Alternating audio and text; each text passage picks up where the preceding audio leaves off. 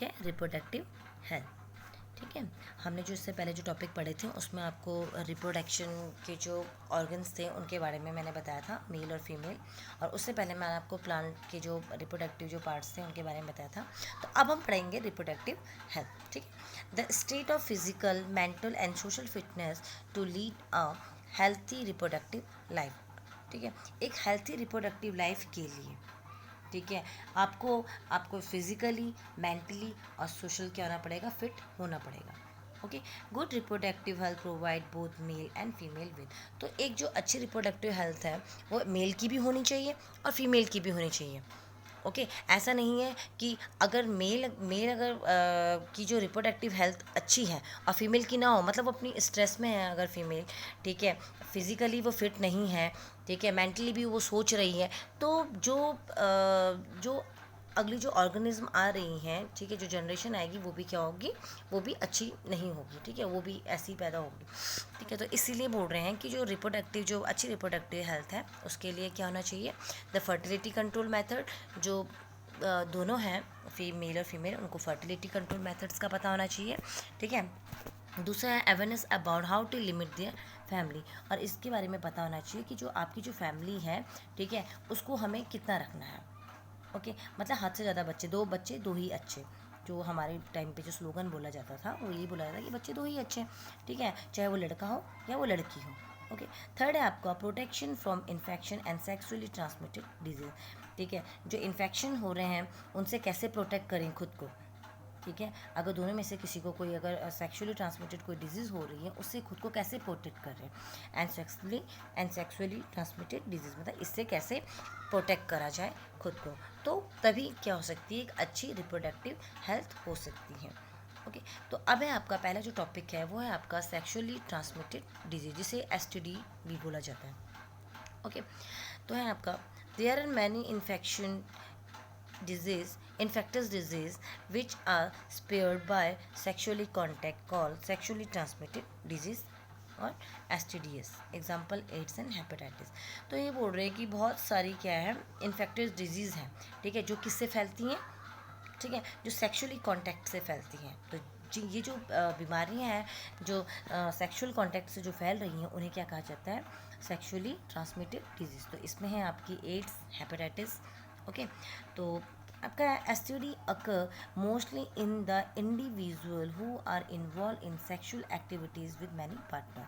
तो जो ये सेक्सुअली जो ट्रांसमिटेड डिजीज़ होती हैं मोस्टली ये एक जो इंडिविजुअल है उसी से फैल सकती हैं। कैसे, क्योंकि अगर उस जो वो है, ठीक है, इंसान है, अगर वो जो है, जो अगर वो इंसान क्या कर रहा है, वो एक से ज़्यादा बहुत सारे पार्टनर्स के साथ अगर वो इन्वॉल्व हो रहा है, तो वो क्या कर रहा है, वो उस डिजीज़ को क्या कर रहा है, फैला रहा है, एक से दूसरे में, दूसरे से तीसरे में और तीसरे से चौथे में, ऐसे करके बहुत सारे पार्टनर्स के साथ। ओके, तो ये इस ढंग से फैलता है ये। इसके बाद है आप लोगों का, अब ये सेक्सुअली ट्रांसमिटेड डिजीज़ के बारे में बताया जा रहा है। तो सबसे पहले है बैक्टीरियल इन्फेक्शन से जो डिजीज़ होती हैं। सेक्सुअली ट्रांसमिटेड डिजीज़ भी आपकी बहुत टाइप की होती है, लेकिन आपके जो कोर्स में है वो है आपकी, एक बैक्टीरियल है, एक वायरस है। तो उसमें भी कुछ जो डिजीज़ हैं उनके बारे में है आपके कोर्स में। तो पहला है आपका बैक्टीरियल इन्फेक्शन से जो होती है। ओके, तो वो है गोनोरिया।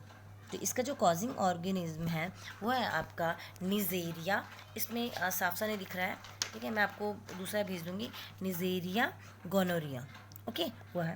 तो इसमें क्या होते हैं बच्चों, कैसे ये फैलता है, ये फैलता है past on during unprotected sexual intercourse with an infected person. तो कैसे पास्ट होता है ये, जो ये बैक्टीरियल का जो इन्फेक्शन है, जो ये सेक्सुअल ट्रांसमिटेड डिजीज कैसे हो रही है, ये कैसे हो रहा है, ये हो रहा है अनप्रोटेक्ट जो सेक्सुअल जो इंटरकोर्स होता है, ठीक है, इन्फेक्टेड पर्सन के साथ, ठीक है, तो उससे क्या हो रही है, ये बीमारी पास हो रही है। Also pass by an infected mother to the developing foetus. और ये किससे पास हो सकती है, अगर माँ को भी, ठीक है, ये बीमारी है, गोनोरिया अगर है, तो क्या है, माँ से भी किसको जा रही है, बच्चे को। कैसे जा रही है, आपको मैंने पढ़ाया था, प्लेसेंटा जो है, जिससे बच्चा जो है वो माँ से जितने भी न्यूट्रिएंट्स की जो चीज़ें हैं वो ले रहा है, और जो अपना जो वेस्ट मटेरियल वो क्या कर रहा है, बाहर जा रहा है। तो वो क्या है, माँ के ब्लड से तो आ रहा है, तो यही है, तो बैक्टीरिया सॉरी माँ के ब्लड से क्या हो रहा है, वो आएगा और बच्चे को भी क्या करेगा, इन्फेक्ट करेगा। Infects ureter in man and cervix in women. तो इसमें जो इन्फेक्शन होता है कहाँ होता है, इसमें जो मैन में होता है वो यूरेटर में इसमें इन्फेक्शन होता है, और फीमेल में कर्विक्स में होता है। आपको दोनों पढ़ा रखे हैं जो रिप्रोडक्टिव जो ऑर्गन्स थे मैन और फीमेल, मैन और फीमेल के, ठीक है। तो उन दोनों में क्या है बता रखा कि कर्विक्स कहाँ पे है, यूरेटर कहाँ पे है। ओके, सिम्टम्स क्या होते हैं इसमें, जिस बीमारी के जो सिम्टम्स है कि कैसे पता लगेगा कि हाँ इसको गोनोरिया है। तो इसमें होता है डिस्चार्ज ऑफ पस फ्रॉम पेनिस एंड वेजिना। तो इसमें क्या होता है, जो पस होता है उसका डिस्चार्ज होता है, ठीक है, पेनिस से, मेल में पेनिस से और फीमेल में वेजिना से। बर्निंग सेंसेशन ऑन यूरिनेटिंग, ठीक है। तो सेंसेशन मतलब बहुत ज़्यादा क्या होता है, बहुत ज़्यादा जलन होती है, ठीक है। जब ये इन्फेक्शन जब बॉडी में मतलब उसमें आ जाता है, जो जेनिटल जो एरिया है वहाँ पे ये हो जाता है, तो क्या होता है बहुत ज़्यादा बर्निंग सेंसेशन, मतलब बहुत जलन होती है बहुत ज़्यादा। तो कभी कभी जलन इतनी ज़्यादा हो जाती है कि मतलब इसको सहना भी मुश्किल होता है, ठीक है। और जो इंसान होता है वो इसके दर्द से ही मर जाता है। गांव में बहुत सारी लेडीज़ होती हैं जिनको ये इन्फेक्शन हो जाता है, ठीक है, लेकिन वो किसी को बताती नहीं है उन्हें, और फिर उसके बाद क्या हो जाती है, उनकी डेथ हो जाती है। तो इनका दर्द बहुत ज़्यादा होता है क्योंकि क्या होता है, इन्फेक्शन पूरा फैल जाता है। ओके, ये है। सेकंड, आपकी जो सेकंड जो बैक्टीरियल जो बीमारी है वो है सिफिलिस, ठीक है। तो इसका कॉजिंग ऑर्गेनिज्म जो है वो है treponema pollidum, okay, pallidum, sorry, pallidum है इसका नाम। तो सिफिलिस क्या है, syphilis is transmitted from person to person by direct contact with syphilis source. देखिए जो ऊपर की जो बीमारी जो मैं गोनोरिया जो बताया था उसमें क्या है, उसमें तो सिर्फ मतलब वो बीमारी कब फैलेगी, जब आप क्या करोगे, किसी जो इन्फेक्टेड जो पर्सन है उसके साथ जो सेक्सुअल कॉन्टैक्ट अगर बनेंगे तो तभी बीमारी फैलेगी। लेकिन जो सिफिलिस है, सिफिलिस ऐसा नहीं है, सिफिलिस आपके डायरेक्ट कॉन्टैक्ट से भी होगी, ये ऐसा नहीं है कि सेक्सुअल कॉन्टैक्ट से ही होगी, ठीक है। इसमें सोर्स होंगे, जो इससे जो इन्फेक्टेड जो पर्सन होगा उसके माना उसके मुंह पे ऐसे चपके छाले निकले हुए, ठीक है।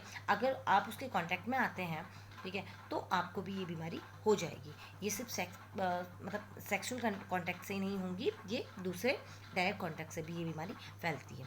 Okay, these occur mainly on external genital, ठीक है। तो ये क्या होता है, जो एक्सटर्नल जो जेनिटल जो एरिया है वहाँ पे ये होती हैं। वजीना, एनस और इन rectum can also occur on lips and mouth, ठीक है। ये एक्सटर्नल जेनिटल जो पार्ट्स हैं जैसे वेजिना, एनस और रेक्टम, ठीक है, इसके अलावा ये कहाँ लिप्स और माउथ में भी हो सकता है। ओके, ये है। तो ऐसा नहीं है कि ये गोनोरिया से ज़्यादा खतरनाक बीमारी है ये, क्योंकि गोनोरिया में तो केवल क्या है, सेक्शुअल इंटरकॉर्स से ही वो बीमारी हो रही थी। लेकिन इसमें क्या है, इसमें डायरेक्ट कॉन्टैक्ट से भी, अगर माना वहाँ सिफिलिस का कोई पेशेंट है, ठीक है, उसके मुंह पे अगर से सोर अगर हो रखे हैं, लिप्स में सोर हो रखे हैं, अगर आप उसके डायरेक्ट कॉन्टैक्ट में जाएंगे तो आपको भी ये बीमारी हो जाएगी। इसमें सिर्फ यही नहीं है कि सेक्सुअल कांटेक्ट से ही, ये बीमारी डायरेक्ट कांटेक्ट से भी होगी, और ये उससे ज़्यादा खतरनाक है। वो जो बीमारी थी गोनोरिया, ठीक है, उसमें तो सिर्फ क्या हो रहा था, जो मैन में यूरेटर में ये इन्फेक्शन कर रही थी और फीमेल में ये कर्विक्स में कर रहे थे। लेकिन ये क्या है, ये वेनस सॉरी वजीना, एनस, रेक्टम, ये कहीं भी हो सकती है। ओके, तो सेकंड है आपका syphilis can be transmitted during vaginal, anal and oral sexual contact, ठीक है। ये कैसे भी ट्रांसमिट हो सकती है, वेजिनल या एनल या ओरल सेक्सुअल कॉन्टैक्ट से भी ये हो सकती है। Pregnant women with the disease can pass it to their unborn children. और प्रेग्नेंट जो वुमेन है उससे डिजीज़ कैसे पास हो सकती है सॉरी, वही जो मैंने आपको बताया था, प्लेसेंटा के थ्रू क्या है, ये मदर से ये बच्चे को भी ट्रांसफ़र हो सकती है। Okay, can be cured by antibiotic. और इनको कैसे क्योर, मतलब इससे कैसे ठीक हो सकते हैं, अगर एंटीबायोटिक अगर ली जाए, अगर अच्छा प्रॉपर टाइम पे, तो इससे ठीक भी हुआ जा सकता है। ओके, दोनों जो आपकी जो बैक्टीरियल जो इन्फेक्शन होता है इनमें क्या है, एंटीबायोटिक लेके क्या कर सकते हैं, इसमें ठीक हो सकते हैं। अब इसके सिम्टम्स क्या है बच्चों, देख लीजिए। सिम्टम्स हैं इसके, अपीयरेंस ऑफ सोर ऑन बॉडी पार्ट, मतलब इसमें क्या है, सोर आ जाएंगे, जो बॉडी में क्या है, छाले हो जाएंगे, फोड़े टाइप के आ जाएंगे पूरे बॉडी में, ठीक है, तो वो दिखाई देंगे। Fever, ulcer, bone pain, liver disease and anaemia, ठीक है, मतलब फीवर होंगे, अल्सर होंगे, ठीक है, छाले पड़ जाएंगे, बोन पेन, हड्डियों में दर्द होना, लीवर जो होगा, लीवर भी ख़राब होना स्टार्ट हो जाएगा, ठीक है, लीवर से रिलेटेड डिजीज़ होंगी, एनीमिया हो जाएगी, खून की कमी हो जाएगी, ठीक है। These symptoms slow up during the tertiary stage of syphilis. और ये सिम्टम्स क्या होंगे, जैसे टर्सरी स्टेज में सिफिलिस के अगर आएंगे तो ये सिम्टम्स धीरे धीरे धीरे करके कम हो सकते हैं, लेकिन लॉस भी बहुत ज़्यादा हो जाएगा उसमें, जो जो इससे क्या होगा, इन्फेक्टेड होगा। ओके, इसके बाद है आप लोगों का वायरल इन्फेक्शन। वायरल इन्फेक्शन में आपका पहला है एड्स, जिसे बोला जाता है acquired immune deficiency syndrome. Acquired का मतलब जो एक्वायर्ड जो हम ले रहे हैं खुद, ठीक है, जो खुद हमने अर्जित की हैं। ओके, इम्यून इम्यून मतलब इम्यून सिस्टम जो है आपकी बॉडी में, जो WBC जो है वो है। डेफिशिएंसी मतलब जो जिसके मतलब कमी से जो हो रहा है। और सिंड्रोम, सिंड्रोम का मतलब होता है ग्रुप ऑफ सिम्टम्स, ठीक है, यहाँ पे मैंने लिखा हुआ भी है सिंड्रोम का मतलब ये है। तो कब एड्स जो है आपका 1 दिसंबर को इसको सेलिब्रेट किया जाता है हर ईयर। ओके, कॉजिंग ऑर्गेनिज्म जो है इसका वो है HIV, जिसको बुलाता है ह्यूमन इम्यूनो डेफिशिएंसी वायरस। तो बच्चों आपको ये जो नाम है कॉजिंग ऑर्गेनिज्म और जो बीमारी है, ठीक है, कि बैक्टीरियल डिजीज़ कौन सी होती है सेक्सुअल ट्रांसमिटेड डिजीज़, और वायरल डिजीज़ कौन सी होती है सेक्सुअल ट्रांसमिटेड डिजीज़, तो ये आपको बतानी है। ओके, तो अब मैं आप लोगों का इसमें क्या होता है, incurable and fatal as it suppress the immune system of the body. ठीक है, ये क्या है, बहुत घातक बीमारी है और क्या है, बहुत मतलब बहुत खतरनाक बीमारी होती है ये, और बिल्कुल आप ये सोचिए कि बिल्कुल मरने लायक की स्टेज होती है इसमें। ठीक हो गया, ये होता है इसमें।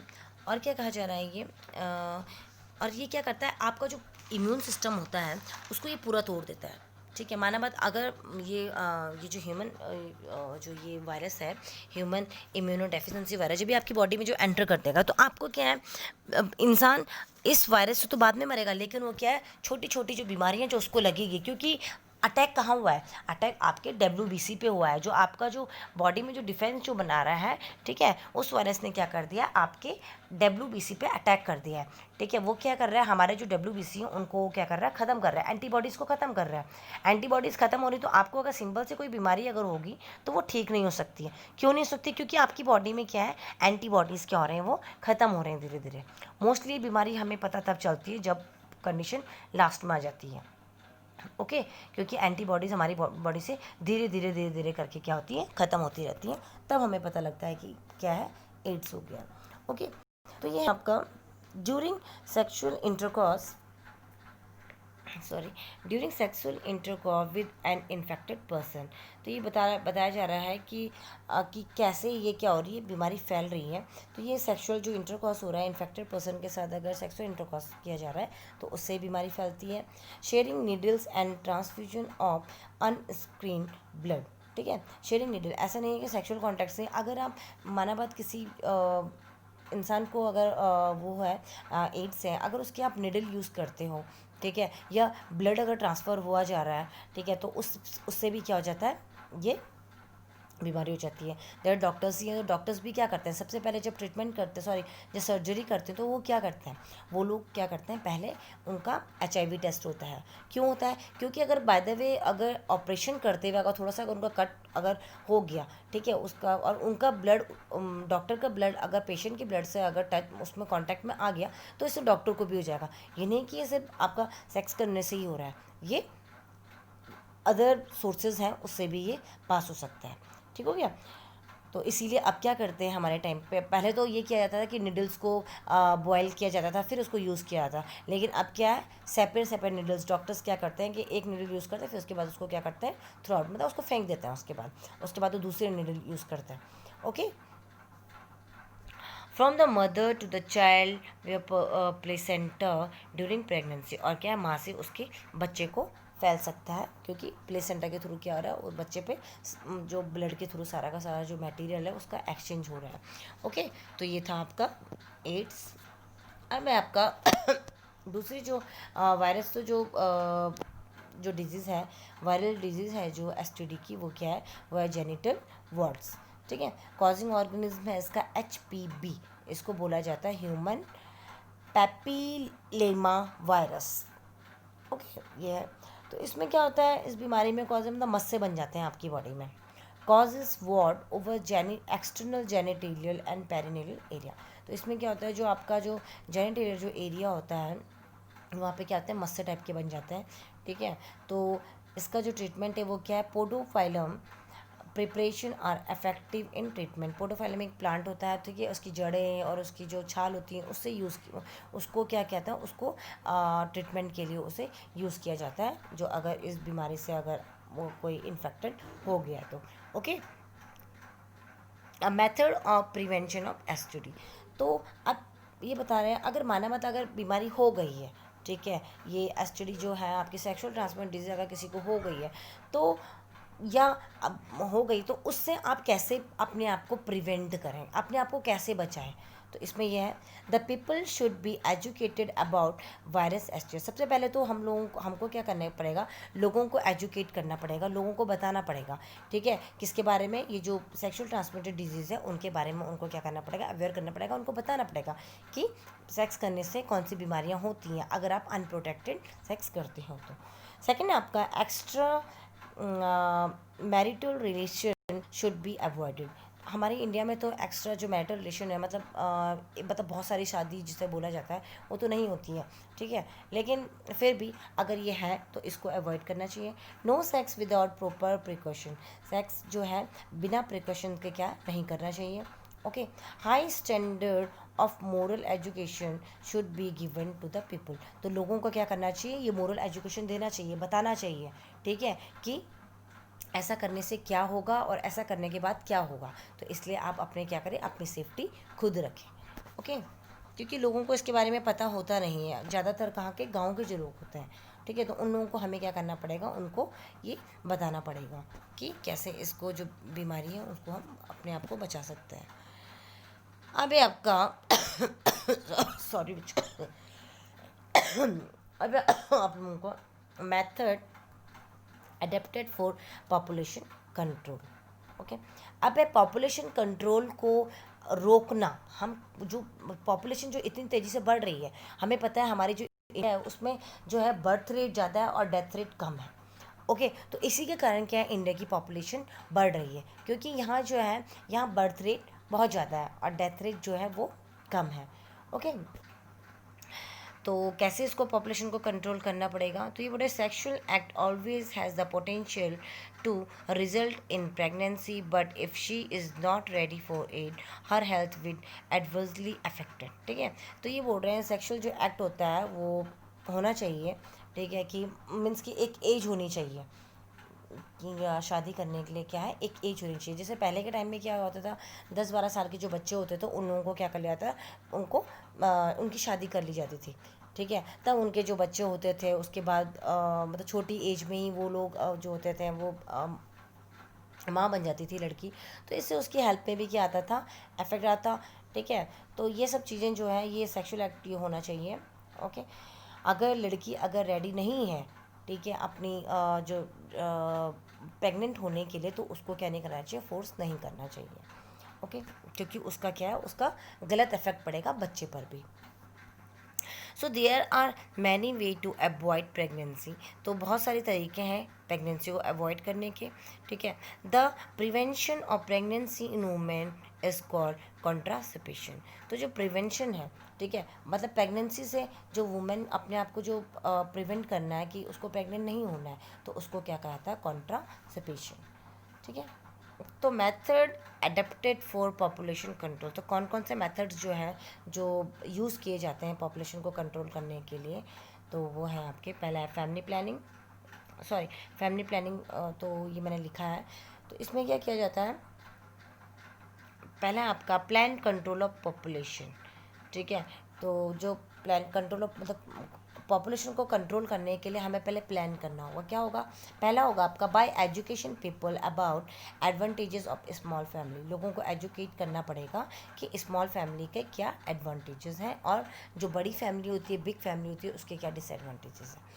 ठीक है, दूसरा है आपका rising the age of marriage can help in reducing population growth. जो जो मैरिज की जो एज है उसको बढ़ाना होगा। ऐसा नहीं कि छोटी उम्र में ही बच्चों की शादी कर ली, एक एज होनी चाहिए क्या करने की, शादी करने की। ओके, तो वो भी क्या करनी चाहिए, वो मैरिज की जो एज है वो बढ़ानी चाहिए। इससे भी क्या होगी, जो पॉपुलेशन जो होगी वो रिड्यूस होगी। तीसरा है आपका बाय फैमिली प्लानिंग। और क्या होनी चाहिए, फैमिली प्लानिंग होनी चाहिए। मतलब जो मम्मी पापा हैं उनको पहले डिसाइड कर लेना चाहिए कि हम इतना कमा रहे हैं तो हमको कितनी अपनी फैमिली को हमें रखना है, कितने बच्चे हमें पैदा करने हैं। वैसे तो ये है कि बच्चे दो ही अच्छे, लेकिन फिर भी ओके। तो इसके लिए जो मेथड, सबसे पहला है आप नेचुरल मेथड। नेचुरल मेथड में क्या होता है कि इसमें कोई भी जैसे जो आपके आर्टिफिशियल मेथड है उसमें केमिकल्स का यूज़ किया जाता है, सर्जरी की जाती है, ठीक हो गया, बहुत सारी जो जो और चीज़ें हैं उनको फिट किया जाता है ताकि क्या है, प्रेगनेंसी ना हो। ओके, लेकिन जो नेचुरल मेथड है इसमें कुछ भी चीज़ ऐसी जो है वो यूज़ नहीं की जाती है। तो इसमें होता है intercourse is the safe for a week before and week after menstruation. जो इंटरकॉर्स होना चाहिए, ठीक है, वो क्या होना चाहिए, जो मेंस्ट्रुएशन जो गर्ल्स में जो पीरियड्स जो आ रहे हैं उसके या तो 1 वीक पहले या 1 वीक बाद अगर इंटरकॉर्स हो तो उससे भी क्या है, प्रेगनेंसी को आप अवॉइड कर सकते हैं। सेकेंड है आपका क्विक विड्रॉल। क्विक विड्रॉल ये है कि जब मेल में जो इजेकुलेशन जो प्रोसेस जो होने वाली है, अगर उससे पहले ही जो स्पर्म है अगर उसको वो फीमेल बॉडी के बाहर अगर उसे डिस्चार्ज कर दे तो उससे भी क्या होगा, आपकी जो प्रेगनेंसी है उसको अवॉइड किया जा सकता है।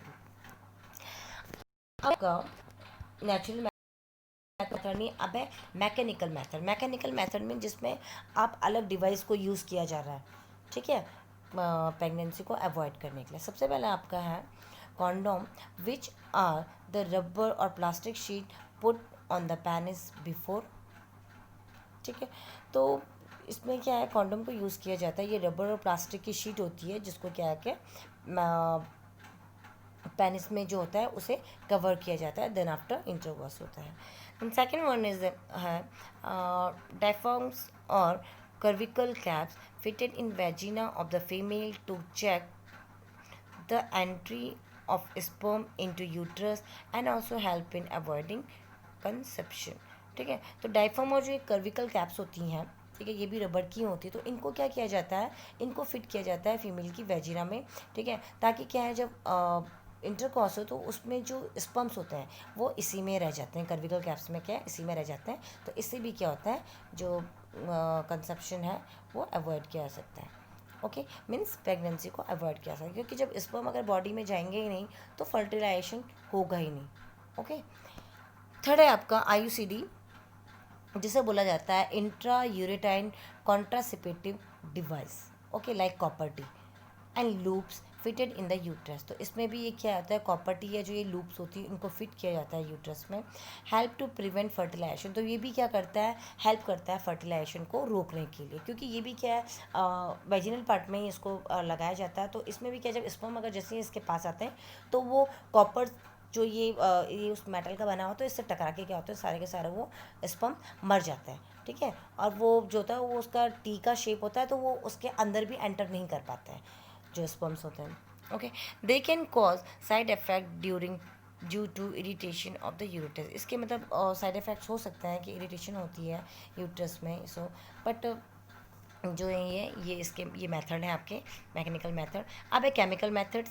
केमिकल मेथड्स होते हैं सम केमिकल्स विच स्पर्मिसाइड। कुछ केमिकल्स होते हैं जिससे क्या किया जाता है कि इंटरकॉर्स करने से पहले, ठीक है, उसे वेजिनल पार्ट में उसको लगा दिया जाता है, तो वो स्पर्मिसाइड का काम करते हैं। मतलब जैसे ही वहाँ पे स्पर्म्स अगर आएंगे तो वो क्या हो जाएंगे, ख़त्म हो जाएंगे। स्पर्मिसाइड का मतलब स्पर्मिसाइड मतलब स्पर्म साइड मतलब मारना, तो स्पर्म्स वहीं पे क्या हो जाएंगे, वो ख़त्म हो जाएंगे और वो फर्टिलाइजेशन नहीं कर पाएंगे। ओके, सेकेंड है आपका ओरल कॉन्ट्रासेप्टिव, जिसे OC बोला जाता है। ओरल कॉन्ट्रासेप्टिव जैसे आपकी मालाडी जो है, बहुत पहले ये पिल्स यूज़ किया जाता था, ठीक है। Oral contraceptive pills which inhibit the secretion of FSH and LH from the anterior lobe of pituitary gland and thus inhibiting ovulation from the ovary। तो इसमें क्या किया जाता है, जो ओरल जो कॉन्ट्रासेप्शन जो ये जो पिल्स होती हैं, जो ये दवाइयाँ होती हैं, ये क्या करती हैं, जो हमारी जो FSH जो हार्मोन्स है, जो LH जो है, उनको क्या करती है, उनको रोक देती है। वो वहाँ से सीक्रेशन वहाँ से बंद कर देते हैं। सीक्रेशन मतलब अगर फीमेल से अगर उसकी ओवरी से अगर ओवा ही नहीं निकलेगा, ठीक है, तो फर्टिलाइजेशन तो होगा ही नहीं, ठीक है। या तो फिर ये होगा या ये होगा कि वो जो ये पिल्स हैं ये क्या कर देंगी, बॉडी में जाके ये क्या कर रही हैं कि जब स्पर्म अगर बॉडी में एंटर करे तो वो उसको क्या है, स्पीड को रोक देंगे।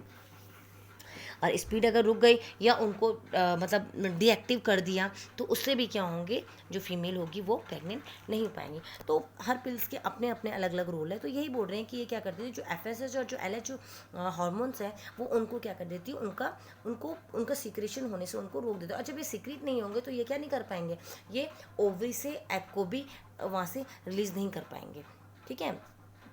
तो इससे क्या होगा, जो ओव्यूलेशन है वो रुक जाएगा ओवरी में, और वो फर्टिलाइजेशन नहीं होगा।